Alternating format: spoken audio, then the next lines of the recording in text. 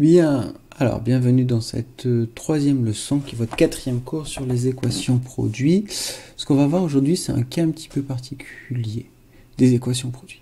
Alors on part sur une équation somme toute assez simple, c'est x carré égale 36. Je cherche quel nombre mis au carré donne 36. C'est un nombre assez simple, vous allez tous me dire assez facilement 6, parce qu'en effet 6 au carré c'est égal à 6 fois 6 c'est égal à 36. Et c'est là qu'il y a une petite subtilité, c'est qu'en fait 6 marche, ça il n'y a pas de souci, mais il y a un deuxième nombre qui marche. Et généralement c'est le deuxième nombre que les élèves oublient. Donc on va voir comment on peut résoudre ça. Sachant que dans ce premier exemple, on va bien expliquer d'où ça vient, c'est quoi la démarche et pourquoi on obtient ce résultat. Dans la suite, on pourra aller beaucoup plus vite, on ne sera pas obligé de refaire toute la partie rédactionnelle qu'on va faire là, toute la partie explication. Je cherche un nombre au carré qui met 36. Là, on a un premier souci par rapport à si on veut commencer par rapport à une équation normale, c'est que on a x au carré. Nous, on sait faire quand il y a un x seul, pas quand il y a un x au carré.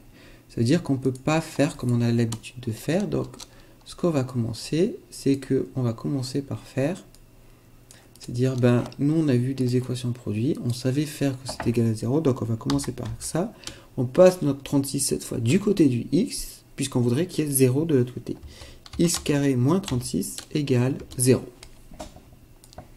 Bien.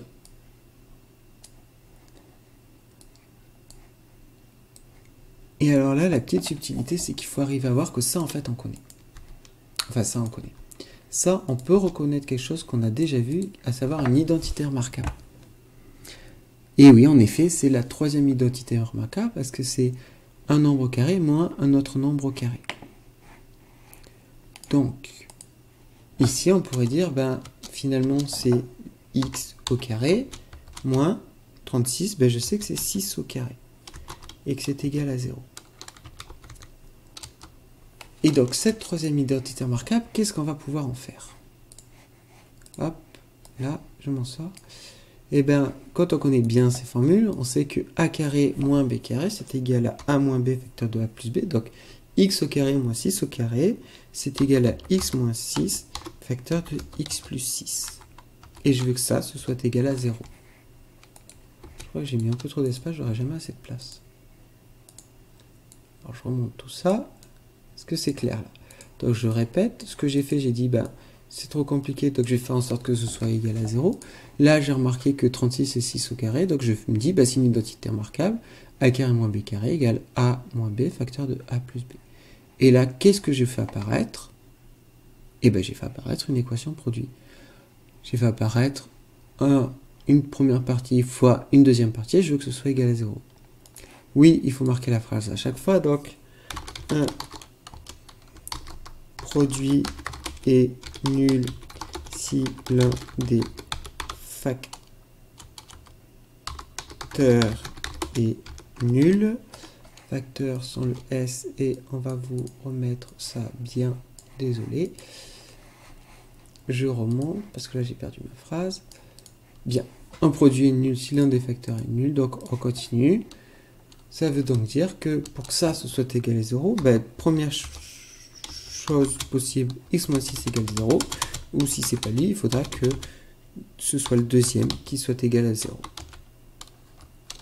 Et là, on voit déjà que l'idée que, puisque j'ai deux choses, je vais avoir deux solutions qui se ressemblent énormément par ailleurs. Donc, je résous ça. Comment je résous ça? Pour pas x moins 6 égale 0. Là, j'ai une équation toute simple. Donc, je passe mon moins 6 de l'autre côté, il devient plus 6. Donc, x égale 0 plus 6, ça fait 6. On retrouve notre première idée. Et là, on a notre deuxième idée, c'est que x, si je passe mon plus 6 de l'autre côté, il va devenir moins 6, et 0 moins 6, ça donne moins 6. Et là, on a notre deuxième solution, on a nos deux solutions. Les solutions de l'équation sont 6 et moins 6. Alors, 6, il n'y a pas de raison que ça vous choque.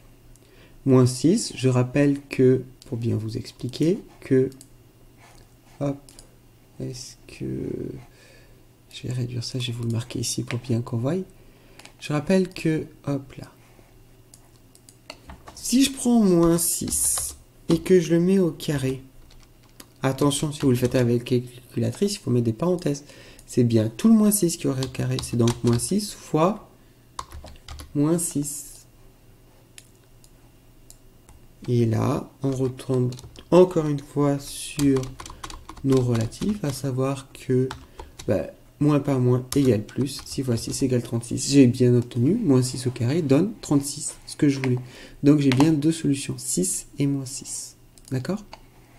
Alors, vous allez me dire quoi? Il faut faire ça à chaque fois? Non, ça c'était l'explication d'où vient la raison de ce qu'on fait.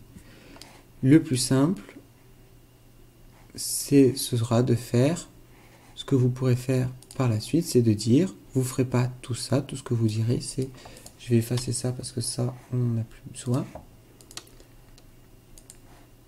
Donc, tout ce qu'on aura besoin de faire, c'est, ça, je répète, partie gauche, explication. Pourquoi, d'où ça vient, pourquoi j'ai deux solutions. Partie droite, x au carré égale 36, ça veut dire x égale, et là on va reprendre tomber, je veux un nombre au carré qui donne 36, donc la racine carrée de 36 égale à 6. Je vais dessiner ma racine carrée, ne vous inquiétez pas. X égale racine carrée de 36, c'est très mal dessiné, mais tant pis. Ou alors, deuxième solution, c'est x moins racine carrée de 36. X égale moins racine carrée de 36, et on trouve moins 6. Je répète, moins racine carrée de 36, ça fait donc moins 6. J'ai donc deux solutions, 6 et moins 6. La phrase de conclusion, par contre, il faudra la mettre dans les deux cas. Vous n'êtes pas obligé de mettre tout ça, toute cette partie-là, c'est remplacé par ce que j'ai fait à côté. Par contre, la phrase de conclusion, il faudra bien la mettre. Il y a l'idée de dire si un nombre au carré égale un autre nombre, si x carré égale 36, x égale racine de 36 ou x égale moins racine de 36. D'accord? Et après, on peut calculer. Suivante, un deuxième exemple, x carré égale 54, c'est la même chose, sauf qu'au lieu d'avoir 36, j'ai 54. Donc, première solution, on est parti. Donc, on a dit, il y a deux solutions. X égale, soit je prends la racine carrée de 54. Donc, je prends mon crayon, je fais racine carrée de 54. Ou alors,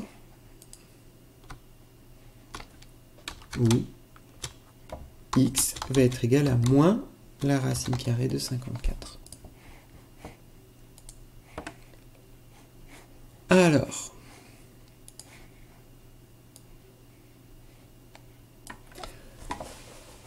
ensuite, on prend la calculatrice ou un autre moyen et on calcule. Donc, vous prenez votre calculatrice, vous trouvez que racine carrée de 54, ça fait 7, environ, on obtient un nombre à virgule, donc on va mettre, vous prenez votre calculatrice, vous calculez, on trouve x égale environ, je mets mon environ après 7,35,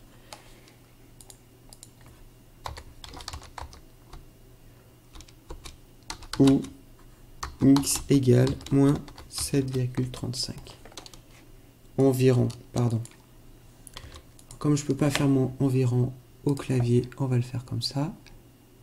X égale environ 7,35 ou moins 7,35. D'accord?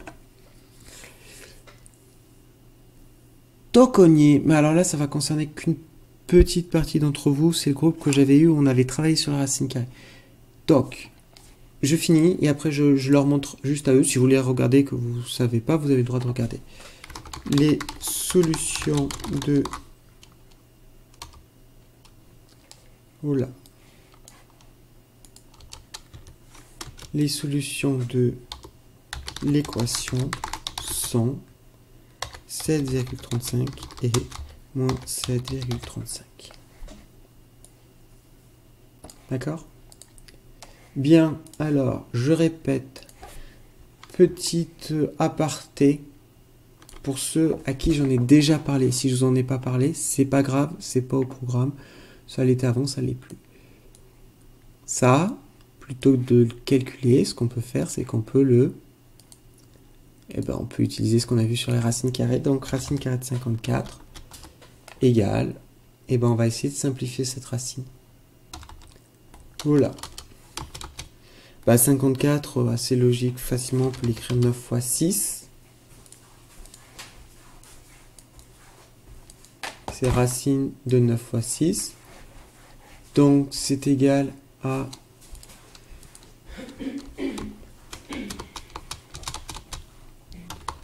racine de 9 fois racine de 6.